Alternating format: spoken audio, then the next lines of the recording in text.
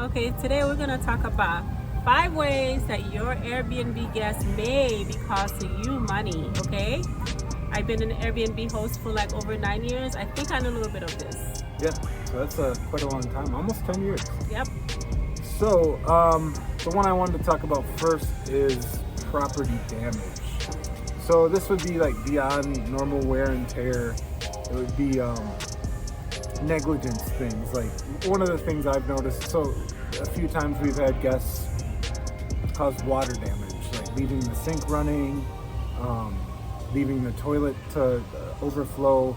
Things like that can cause significant property damage. And Airbnb is covered, but still, I mean, it's something you don't want to happen in your home. Yeah, you know what? It's funny because just recently we had one of our mirrors broken by a guest. I mean, Yeah. it was one of my favorite mirrors actually, but it was one of those things where I was just kind of like, I mean, you can't claim that in Airbnb because it's kind of like a minor thing that can happen. Right. I can't, The guest he offered to pay for it, and he felt bad, but Yeah. it's just one of those things that does happen. So I think, it's just one of those things you have to have appliances that are sturdy and can take, like microwaves, for instance. People slam the doors of microwaves. my gosh, guys, don't get me refrigerators. started. Yeah, have people take shoes off in your house and just kind of set the tone of this is how the house is treated and this is how we want it to be treated, and then typically it'll continue with that momentum. Okay, so number 2 is that your guests can cost you money is your energy bill, your utility bill. Some guests, they will leave your lights on, they will run your water, they're doing laundry all the time. So you really have to set up a tone in regards to how, right away. But even if you do tell a guest to turn off the lights or, not to overuse something, some guests, they just don't care. So yeah, and one thing I also wanted to mention with that, it was space heaters. So that's something I'd like to completely eliminate. So what we did last season was, the heat was pretty good in our house, which typically it wasn't.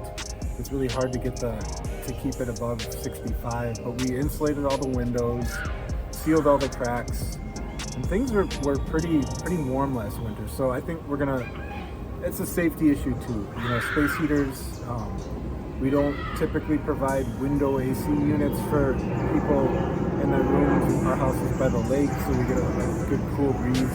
So the window AC units and the space heaters are a huge energy drain. Yeah, you have some guests sometimes, they would turn on the fan, or what would they do? They would turn on the fan. It's winter time, by the way. You have some guests that have the fan running or instead of opening the windows, they have, when it's not even that hot or something like it's one of the ways that can cost you money. So oh yeah, and one more. So you set the laundry. We have a laundry and dryer in our home, so we just ask that the guests do one load once a week, 1 or 2 loads once a week. Mm-hmm. Or if you are able to, you may have like a coin, like a paying Coinbase laundry. I mean, we have another property that we will be doing that. We'll be implementing that too. But for right now, for this, our property, our Airbnb that we've been doing Airbnb for a long time, we do allow our guests to use our laundry, but we only allow it for once a week. So, all right. Okay, the third way that your Airbnb guests can cost you money is like cleaning. Cleaning costs. Sometimes some guests, they just don't care. Some guests are so used to someone cleaning up after them, it's crazy.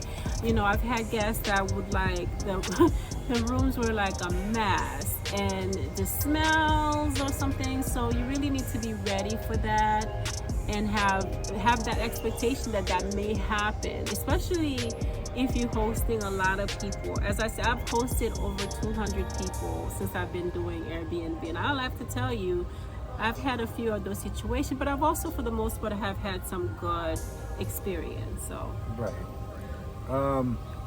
So this one, number 4, kind of goes along with that. Is the wear and tear to your home in general. your appliances and paint and the floor and just normal wear and tear to a house. So I mean, I guess some of that cost you have to eat, but you can mitigate some of that by buying good appliances, having warranties on those appliances. That's a big one. We require all of our guests to take their shoes off so we don't track a lot of dirt into the house. We have hardwood floors that have been there forever. So, but yeah, the other, you kind of have to become a handyman when you own a home in an Airbnb. So if we do have to make repairs, we do them ourselves. So, yeah.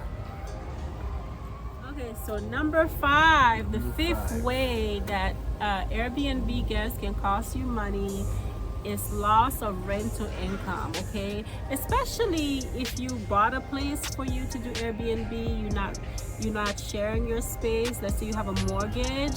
You really want to make sure that you have your cancellation policy in your Airbnb tight to figure out what exactly you allow in regards to cancellation, because they have 48-hour cancellation. Some people have 30 days, right? Something like that. But make sure that you have that tight, because you could lose money and you're not going to be able to pay your mortgage, and that could be a big issue because some guests can cancel last minute, and that's like a whole month.